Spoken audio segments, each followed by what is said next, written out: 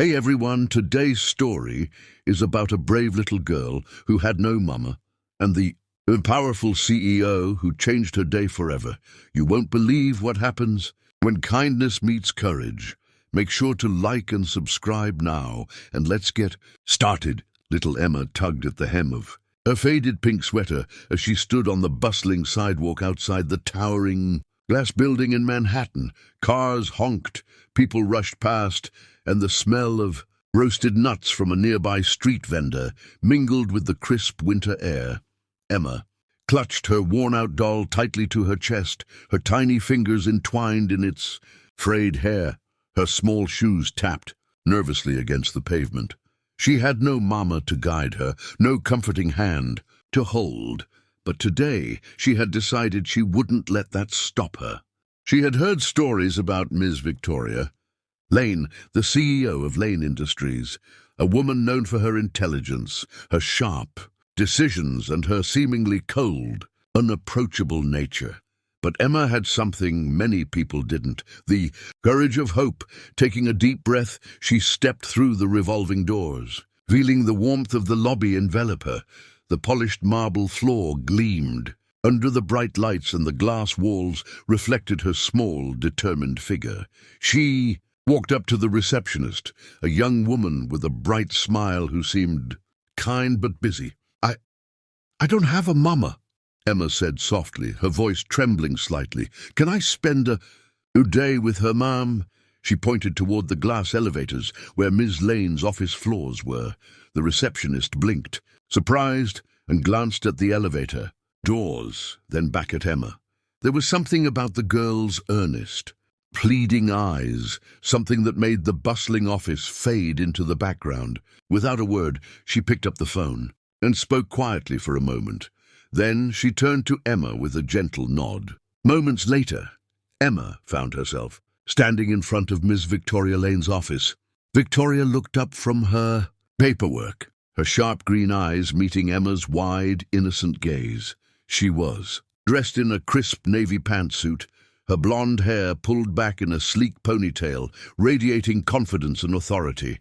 She blinked in surprise at the little girl who stood so boldly in her doorway. I don't have a mama, Emma repeated, clutching her doll closer. Can I spend a day with you? Victoria studied her for a long moment, her lips pressing together.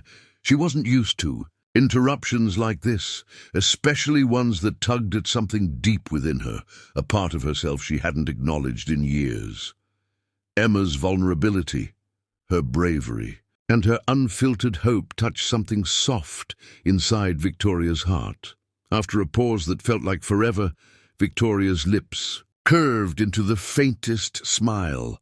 "All right," she said finally, motioning for Emma to come inside. Emma's face lit up with a radiant grin as she stepped over the threshold into the bright, busy office. The usual hum of conversations and ringing phones no longer seemed intimidating. Today, for the first time in a long time, she felt seen, heard, and welcomed. Victoria closed the office door behind them, and in that moment, a bridge formed between the life of a lonely little girl and the powerful woman who had no idea that a single day could change both of their lives forever. Victoria led Emma through the bustling office corridors, the sound of heels clicking against polished marble floors and the soft murmur of employees, creating an oddly comforting rhythm. Emma's wide eyes darted from one corner to another, taking in the glass-walled meeting rooms, the sleek desks lined with laptops, and the giant charts displaying colorful graphs. Every detail seemed like a world she had only imagined from the stories she read in tattered library books. "Would you like to see how decisions are made here?" Victoria asked, her voice softer than usual, as though speaking to Emma unlocked a part of herself she rarely showed anyone. Emma nodded eagerly, her small hands clasped in front of her. She followed Victoria as they paused in front of a large conference room where executives discussed quarterly reports. Victoria introduced her gently, and though the adults were surprised by the tiny guest, they smiled politely.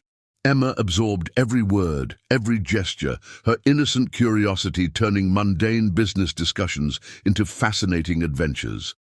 Later, Victoria brought Emma to her office, where sunlight streamed through floor-to-ceiling windows, casting a warm glow over the modern furniture. They shared sandwiches for lunch, sitting cross-legged on the plush carpet, laughing over silly stories. Victoria told Emma about her childhood, about how she had worked tirelessly to build her company from scratch, and Emma, in turn, spoke about her little adventures in the city and the absence of a mother in her life. There was a lightness in the conversation that Victoria hadn't felt in years, a rare, unfiltered connection. By the afternoon, Victoria allowed Emma to help with some minor office decisions. Emma pointed at colorful charts and graphs, her small finger tapping decisively. Victoria played along, explaining each option and celebrating Emma's choices, however playful. Every decision Emma made, every question she asked, reminded Victoria of the joy of curiosity and the importance of guidance. The little girl's presence transformed the office into a space of warmth and laughter, breaking through the usual tension of deadlines and meetings. As the day drew to a close, Emma sat on Victoria's lap, hugging her tightly. "Thank you for being my mama for a day," she whispered, her voice barely audible. Victoria felt a lump in her throat, tears welling in her eyes. She realized that this tiny, brave girl had given her something no promotion, no success, and no power ever. Good, a reminder of the simple, pure love and trust that connects people. Victoria hugged Emma back, holding her close, silently promising to protect and cherish the bond that had formed. When Emma finally left, clutching her doll and skipping down the hallway, Victoria watched from the office window. She understood that family could sometimes be chosen, not just born, and that one small act of kindness could change two lives forever.